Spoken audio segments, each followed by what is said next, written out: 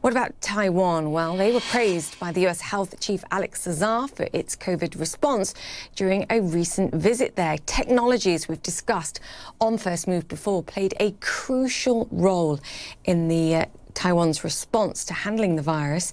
I'm pleased to say joining us now, once again, Audrey Tang, Taiwan's Digital Minister. Minister Tang, a pleasure to have you on the show once again. Firstly, I just want to ask, how is Taiwan doing? Are you still maintaining control of the virus outbreak? Definitely. There's continued to be no local transmission or local confirmed cases. We just had a rather successful election for the Kaohsiung mayor, so everything's going fine. And talk to me about the visit by the US Health Secretary, Alex Azar. He praised Taiwan's response. What do you think he took away from the visit? Sure. So there's a memorandum of understanding to expand the collaboration on vaccination, on the making pharmacies, and also making sure that after he visited, I think, a mask production facility, we will also support the blueprints that makes sure that everybody in any jurisdiction can make this kind of like 2 million medical masks a day automatic plant by themselves. You know, it's interesting, when you were last on the show, you told us about the incentive structure that you'd created for people quarantining, a huge fine if they break it, a small amount of money on a daily basis if they stick to it, That's right. The track and trace system that you put in place as well. Do you think those things are scalable in somewhere like the United States? You have a 24 million person population versus, what, 330 million. Is it scalable? Well, I think ideas that are worth spreading are scalable.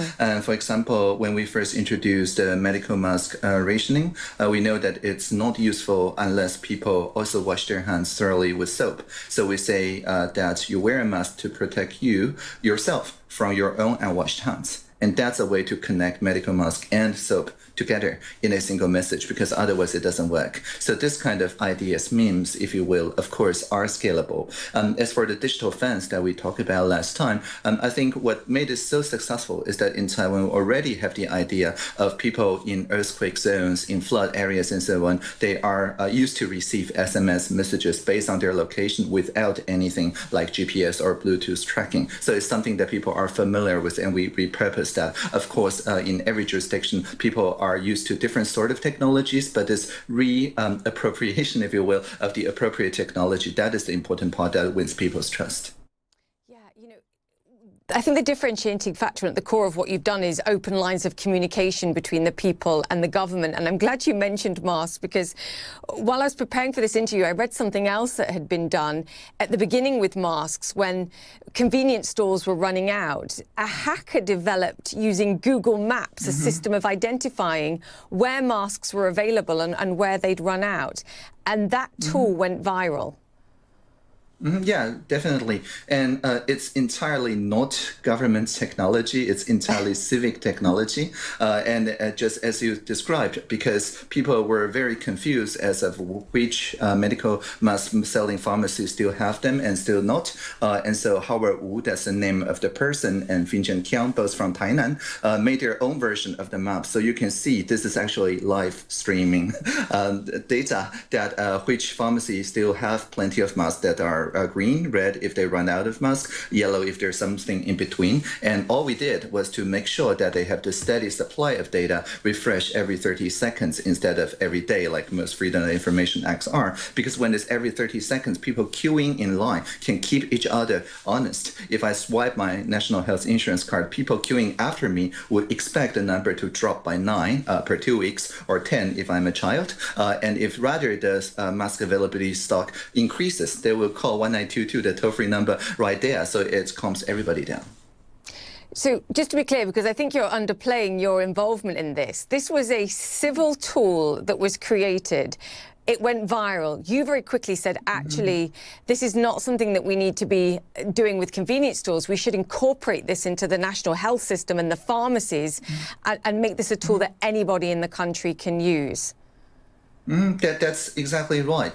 The original version that is done by Howard Wu and Finjin Kiang was what we call a user-generated content, meaning that it relies on people who volunteer to report whether it has mask or not. So if there's not enough volunteers in any region, it's not as useful. And we just said in our cabinet mask meeting, we have a mask meeting every week. I told the premier of this new tool and said that this is something that I call reverse procurement. The civil society has a better idea than we do, so we become their vendor. We implement their API and making sure that the pharmacies, as you described, automatically refresh the numbers so the mask map can be displayed. And the best thing is that even for people with blindness and people with other disabilities, they can use voice assistants like Siri or Google Voice or chatbots or any of the 140 different tools to access the same information. Yeah, and the important point was as well, you allowed this to be open source, so people could update it for the visual impairment improvements. You also trusted people not to abuse the medical system data. There's a two-way street here, which is part of the challenge of doing what you've done here, is that there's trust on both sides. How do you ensure that?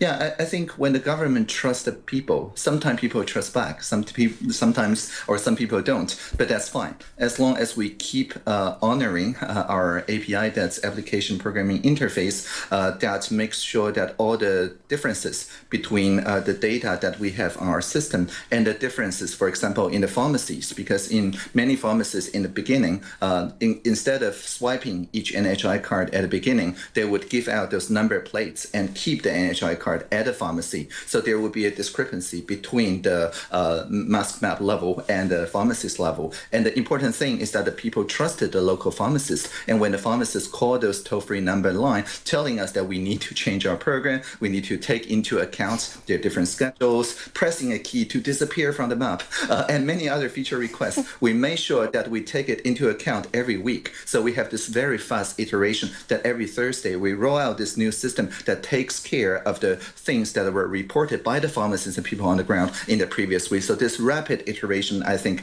is the main thing that garners the trust and earns the trustworthiness. Yeah, it's just a whole nother level of digital innovation and coordination, quite frankly. And I do believe that actually Mr. Wu, who was originally developing this, was handed a $26,000 bill from Google for using the maps, which I believe they waived in the end. Mr. Tang, I want to ask you something else, because I know that you taught yourself. You were homeschooled from 14 years old, and there are millions of children all around the world that won't be going back to school in the coming weeks. And I just wanted to get your advice and your wisdom on how best to motivate yourself as a young person trying to study from home.